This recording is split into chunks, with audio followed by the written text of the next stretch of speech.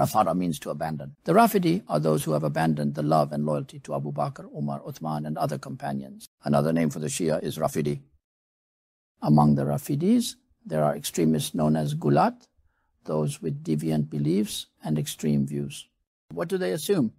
That those who fought against Ali became disbelievers. Okay, but our mother Aisha also came to the battle of the Jamal. How can you call our mother Aisha a disbeliever? The Quran says the wives of the Prophet are the mothers of the believers. Then how can you say that? Talha and Zubayr were given glad tidings of paradise. They are among the 10 promised paradise. These individuals were also present in the battle. Before Muawiyah at the Jamal battle. Later, Muawiyah set out on his path in the process that led to the battle of Siffin. Therefore, they are never to be declared disbelievers. It is even said that whoever does so should be executed. So those who opposed Ali are sinful then. Brother, they are not even fasiq, open sinners. Fasiq means sinner, one who commits major sins. They are not even fasiq. Like what? As falsely claimed? Some who pretend to be scholars have such claims. They are called fasiq. But didn't our Master Ali himself say, they are our brothers. They are neither disbelievers nor sinners. They are not even sinful or wicked. Why? Because they had interpretations. They made an error in judgment, ijtihad. But they demanded from us the killers of Uthman. And we, as the governing body at the time, as the caliph, could not identify and deliver them.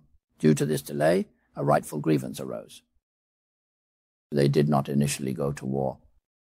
War occurred later, instigated by agents of the Jews and others.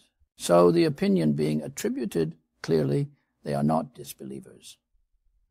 They are not even fasiq, meaning they are not even in a state of committing major sin. Didn't Ali himself say so? He said, they are our brothers. He said, those killed on our side are in paradise, and those killed on Muawiyah's side are also in paradise. There are countless sources on this. Are you going to go beyond Ali? Who stated this opinion? Sayyid Sharif al-Jurjani. He was a very great scholar. A Sayyid from both parents, descended from Hassan and Hussein. That's why he's called Sayyid Sharif al-Jurjani. He's referred to as both Sayyid and Sharif. You're talking about al-Bayt, about being a Sayyid, about being a Sharif. Are you greater than Sayyid Sharif al-Jurjani? Not in knowledge, nor in lineage, nor in virtue, nor in practice, nor in sincerity, nor in spirituality.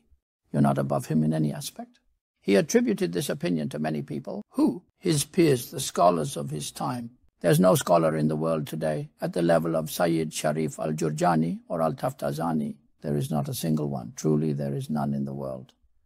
And they had many companions in their time. Some scholars may not be famous because they didn't write books, so their names didn't reach us. But they are all scholars accepted as authorities. He attributed this opinion to many of his peers. This is not just my view. This is certainly the view of the Sunni scholars. Those who fought Ali never left the religion. Never. They are neither disbelievers nor are they fasiq.